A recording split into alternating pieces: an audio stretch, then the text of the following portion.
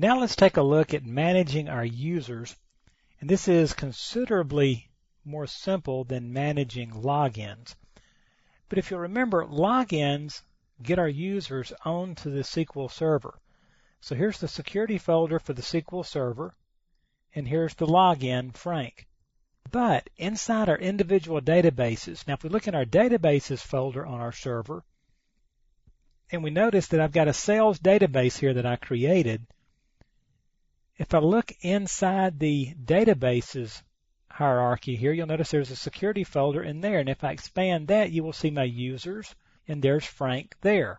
So I've allowed Frank to log on to the server. Now I have given Frank access to this particular database. So if I right-click Frank inside the database and go to Properties, I can now work with both the permissions and some general settings on Frank as it pertains to him as a user of this particular database. Notice, first up, we have the username, the default schema. We'll talk about that later. Notice the own schemas. Now, this gives you a little hint about what schemas do, because the schema really has to do with the functionality that he has or the scope that he's in. And so if we want Frank to be the database owner, we can click that. Now Frank has really sysadmin rights for this entire database. Then notice down here, role members.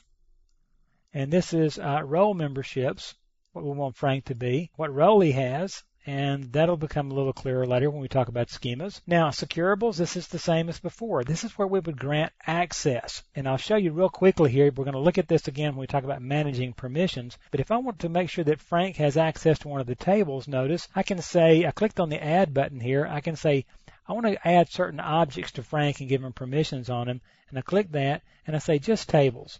So notice, the parts table is the only table in the database now. I can now come down here and set permissions on whatever particular aspect. So if I want Frank to be able to select from here, I can grant that. If I want him to be able to insert or delete from this table, I can grant or deny and so forth. Again, we'll dig into that later. Something that's really interesting on the individual user level is extended properties. And I'm going to show you this. For example, we have a certain certification within our company that Human Resources provides.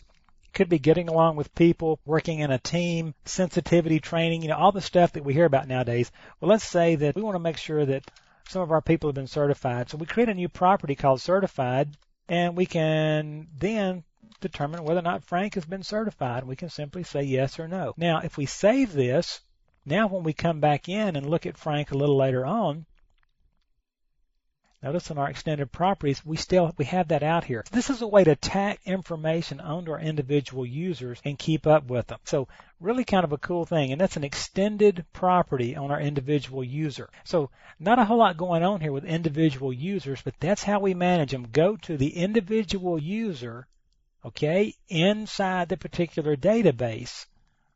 And if you right-click that user there and go to properties, that's how we're going to manage our users inside the database.